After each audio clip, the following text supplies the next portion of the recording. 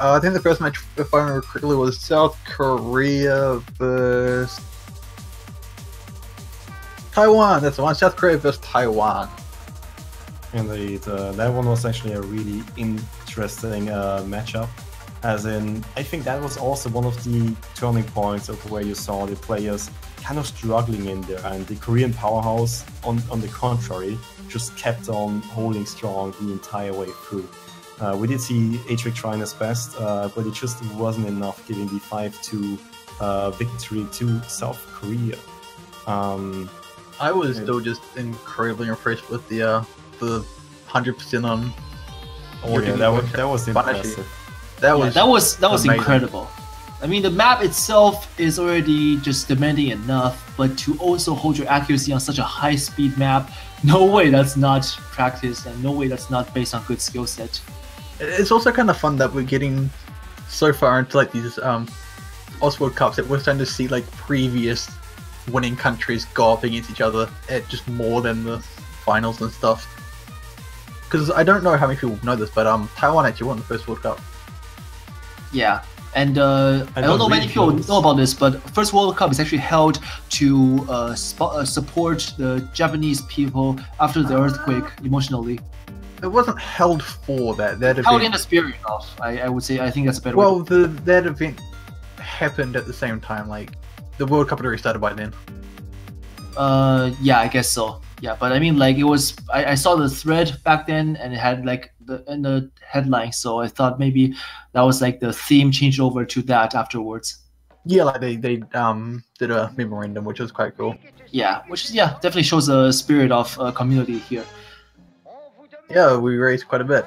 But going on to the next recap we have was Germany versus the Russian Federation, which was a very close one indeed, if I recall correctly. Oh yeah, that one. I did talk to some German players afterwards, and they told me they underestimated the Russian guys a little bit. They did not expect it to be that close. So definitely the Russian Federation has made its impact in that match. Despite the early lead, Germany was able to come back and then win on the tiebreaker, just barely scraping that out. But that was definitely something unexpected, even for the German players. Yeah, that was a hell of a tiebreaker too. I think a lot of us really took Russians to be just, we thought too light of them, and they proved us wrong this year. Even though they lost in such a fashion that we can't help but to stand up and pay respect to them by pressing F or take off our caps, whichever way you prefer. So I guess, if anything, we should expect more from them next year, because they showed us that they got potential to grow, and it's very much there.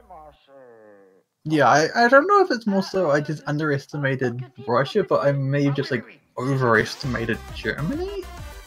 Because I've been used to seeing like a lot of these like really strong dominating German teams, and I'm not sure if this German team has that same like domination vibe to it.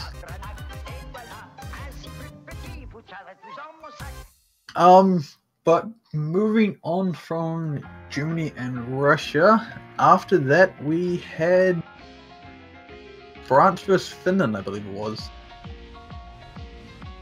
Oh yeah, France versus Finland was also an interesting match, as in it was the first clean sweep in the semifinals now, and that is something you wouldn't really expect, but just looking at the matchup, it makes sense. France got into the lower bracket just barely, and then got matched up against Finland, which is a team which performed phenomenally early on to get this far. But once the harder difficulties are starting to come out, you know, that's kind of the pattern. Some lower seeded teams are a little bit crumbling in terms of the harder map pools than other teams, and this was one of the aspects of this kind of thing. But well played by Finland. They did miss the lure though. That was something unfortunate. Yeah, I do like how because those two teams did face each other in the group stage, and that was 4-3 in favor of France. I mean, the semi-final match was a completely different match. It was just Indeed. France all the way. Yeah, France showed us that I think they got momentum now. they've also grown a lot since the beginning of OWC. I think they are sticking more together as a team rather than just individual pieces of players being placed here and there. I mean, it's very much expected for them to win against Finland, in my opinion. But for them to win in such a manner, very dominating and clear, decisive, I think it shows that there's more to it than just them playing to their fullest. Yeah, it was definitely a good match to watch. I mean, Musty is just always fantastic to watch. That dude can play. Oh yeah, Musty, man. I mean, he's not even playing on his like preferred setup right now, right? He's somewhere. Yeah, he's out of home at the moment, from what I hear. Oh my god. But we do actually have more recaps to move on. This time we do have United States vs China, which was a very good match, especially for a one Rustbelt who got a very impressive double S on Cyber Thunder Cider.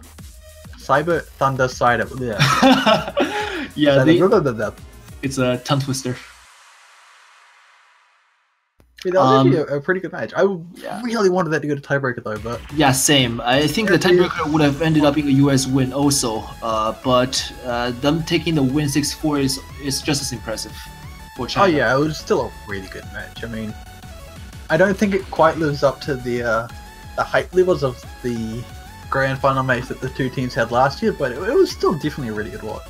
Yeah, but I have something to add here because, I mean, this pairing is pretty much like one of the most hyped up OWC pairings for competition for a lot of people, and USA being last year's champion, China being the second to come, and it's hard to say that this is in some way like completely indicative of their current performance because, like I said, neither team was in their prime time slot, and that China was obviously falling apart by the time they got to the third exchange, which is the 6 points combined.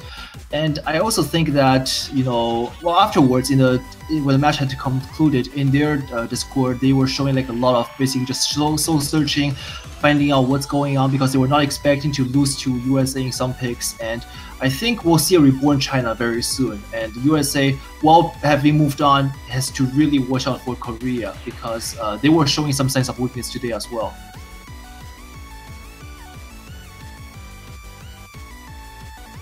Indeed, and it was something interesting. But China still has a chance and can advance, and there might be a rematch coming up, which might be a kind of rematch as last year. So let's see if we can actually get to that point. Yeah, and also that right now I think the overall score over the past 2 years would be USA taking 3 wins over China with 1 win.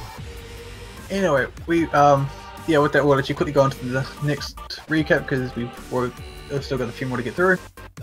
So this time we had the United Kingdom vs Brazil, which was actually another clean 6-0 sweep. This was a very surprising one though, I have to say. I did not expect this to be a 6-0. Yeah, same. This was one that surprised all of us. I think someone is actually calling you because there's some interferences from the phone. But ring. But the United Kingdom is a team on paper which looks really good. And you have Bahamut, who I can from personal experience say he's a really versatile player. He can perform on a lot of things, and it's just a good player all around in this season. And you have Bubbleman, who also has shown so much promise over the community tournaments.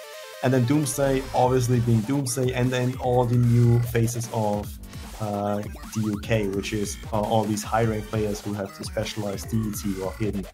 And on paper, they look really strong. Pretty much, you can compare them almost to France. But they just didn't really perform that well previously. But now they definitely have showed up. But in my opinion, I think Brazil underperformed just a little bit. I think they definitely did. I mean, I expected a lot more from players such as Malseason. I mean, in previous rounds, he was a monster, but he just didn't perform as well this weekend, and it definitely hurt quite a lot. It could be that he was not feeling well or that the map pool was getting a little bit out of control for him. But either way, I think it shouldn't take away from how great of a player he is, and we can expect more coming from him in the future. Well, I'll have to wait till next year because that was them done for the World Cup this year.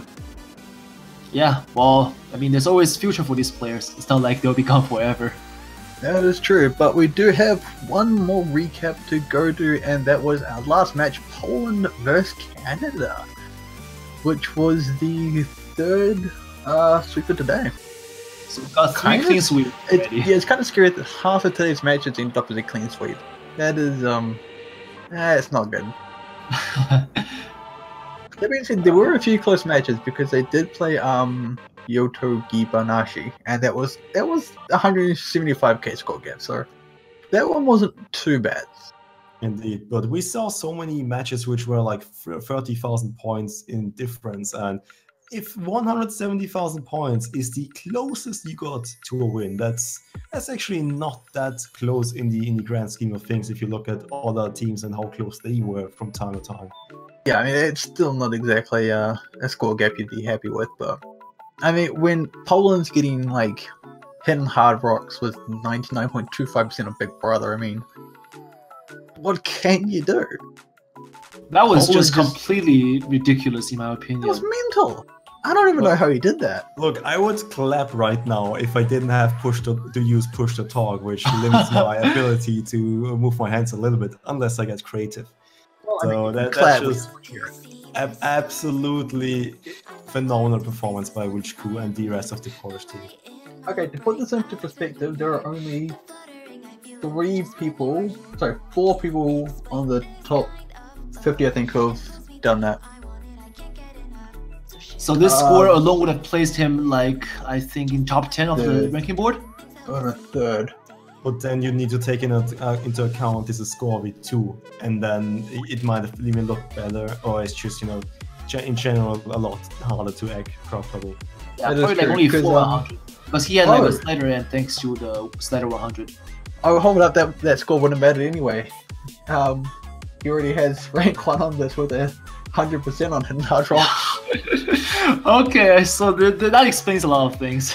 Dude's a monster, oh my god.